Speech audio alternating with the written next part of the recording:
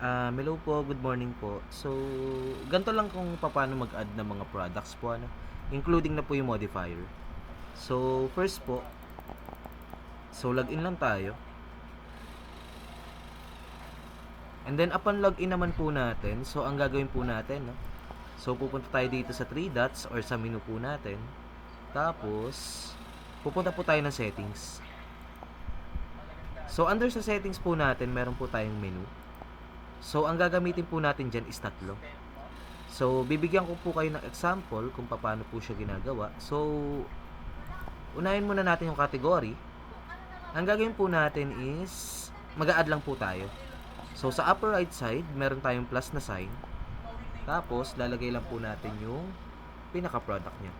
So, example, dito tayo sa drinks. Then, after that, kapag nakagawa na tayo ng category, so, syempre, lalagyan natin siya ng specific item or menu. So, ang gagawin lang natin dito, sir, and then, ma'am. Yan. So, babak lang natin, and then pupunta tayo ng item. So, under po natin sa item, mga ma'am and then, sir, ang gagawin po natin para makapag-add po tayo is, pupunta tayo sa category kung saan tayo mag-i-input ng item po. So, nasa drinks po tayo. So, ang gagawin po natin dito sa upper right side, meron tayong plus na icon. So, click lang natin siya. Tapos, maglalagay na po tayo. So, example, ang ilalagay ko is, yan, first po, input tayo ng name. Tapos, meron tayong price kung magkano. So, example, mga nasa 20 pesos.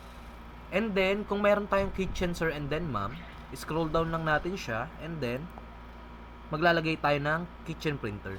So, choose printer lang natin, and then, kung saan nakakonect yung printer na kitchen, so, i-check lang natin siya, and then confirm. After that, is-save lang natin siya. So, ito yung product na walang modifier. So, next natin is gagawa tayo ng modifier. So, first po, babak lang ulit tayo, and then, pupunta naman tayo sa modifier po. So, yung mga modifier po natin, mga groups po yan, no? So, kung mapapansin nyo po, nakagawa na po ako. So, ang mangyayari is, mag-a-add lang po tayo. So, first, dito sa upper right side, so, click lang natin yung plus.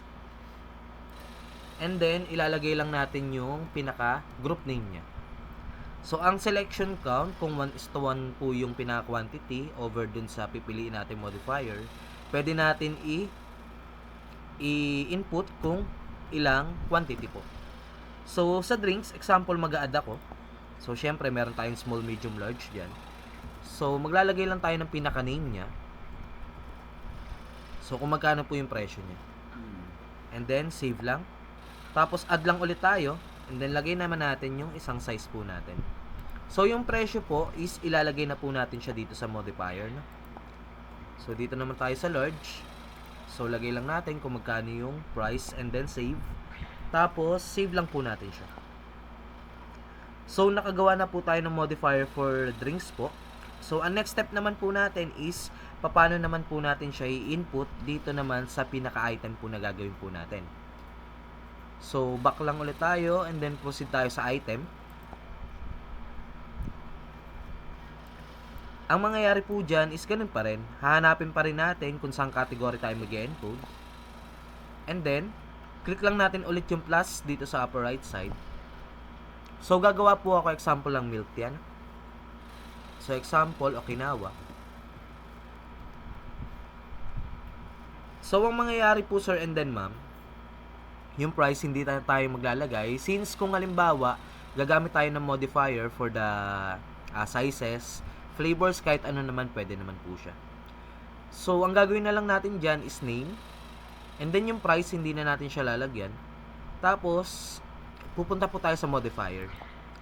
So, under sa modifier po natin, hahanapin natin kung anong modifier po natin siya ipapasok. So, example, ito yung selection natin, yung drinks po na ginawa natin kanina. Tapos, confirm lang. And then, ganun pa rin. If ever na gusto nyo siyang iset dito sa may kitchen, so, kitchen printer, then, select lang natin yung kitchen, then, confirm, tapos, save lang. So, upon ordering naman, so, kung madadouble check natin, so, ang mangyayari, example, dito tayo sa table 1. So, ang mangyayari po dyan, pagdating po natin sa drinks, dalawa po yung ginawa po natin. So, ito, yung Coke natin, nakafix siya. And then, itong Okinawa natin, kung mapapansin nyo, merong M dito sa lower right side. So, meaning yan, ayan po yung modifier.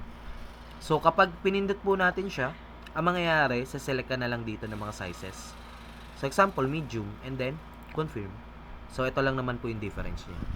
So, ganun lang naman po on how to add products, and then on how to add modifiers. So, yun lang naman po. Thank you po.